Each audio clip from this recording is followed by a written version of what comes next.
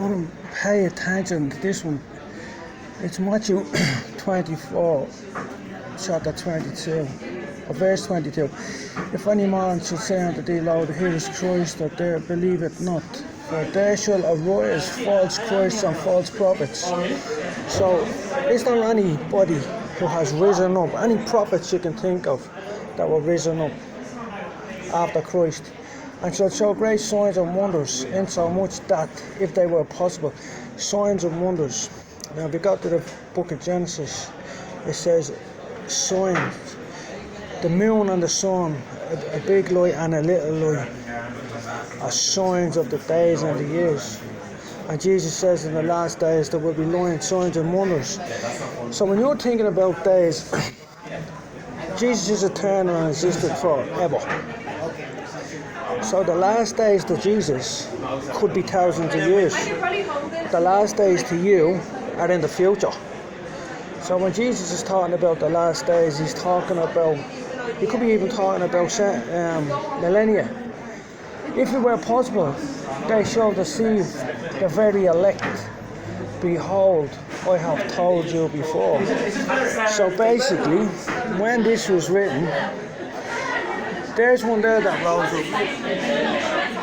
There's a story here about a fella that was taken up by these lot in the Epic of Gilgamesh. He's called Uxturnebishtim. Now you think about it this way, Satan had a plan, but he knew he was only going to be around for 6,000 years. So what happens is, there was humans on the earth in the first creation. This is the theory. The first Genesis tells about when man was created. And then Genesis 2 tells about when Adam was created. Adam was tilling the soil in the garden. Man was allowed to eat. Man was created before him. Therefore you have the older races that existed, like the Aborigines in Australia and other people. They didn't build cities, or they didn't till the fields. So basically, after that, false prophets will arise. So basically, there's one that rose up, look. Now there he is prophesying to them people. There he is prophesying to them people, and he's teaching them to eat human flesh. So basically, after that, there was a few other people who were risen up. We want to know if this verse is attaining to those people, you know, that were risen up and taken up. You know what I'm saying? So basically, Jesus is the Christ. You had to become a new creature in Christ.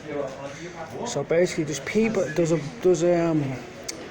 verse in the Bible that says people will always be learning, along the lines that they will always be learning, but they will never come to the truth, because they worship creatures. So I'll name two creatures. One that's cursed, there he is there. That creature is Satan, and the other is the devil, who is blessed. But he's still a creature, and he's still created, and he's not to be worshipped. But he's a new creature in Christ. He's called David, the Lord's servant, the angel of the Lord.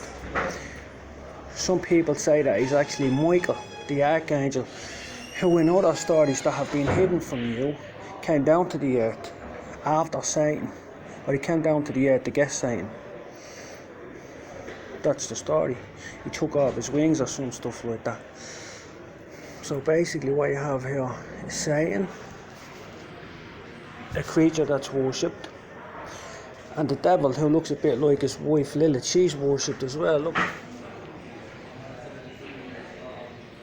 But she's only a creature. So basically, you're not supposed to worship the devil, and you're not supposed to worship Satan. You're only supposed to worship the Most High God, and he came in a human form as Jesus. You can worship Jesus as well. But none of the others, you're not supposed to worship them. So basically, people that worship the devil, they're making a big mistake. That's what it says. Even though the devil is not evil, he's still a servant of the Lord. He's not to be worshipped, and he's not to be prayed to.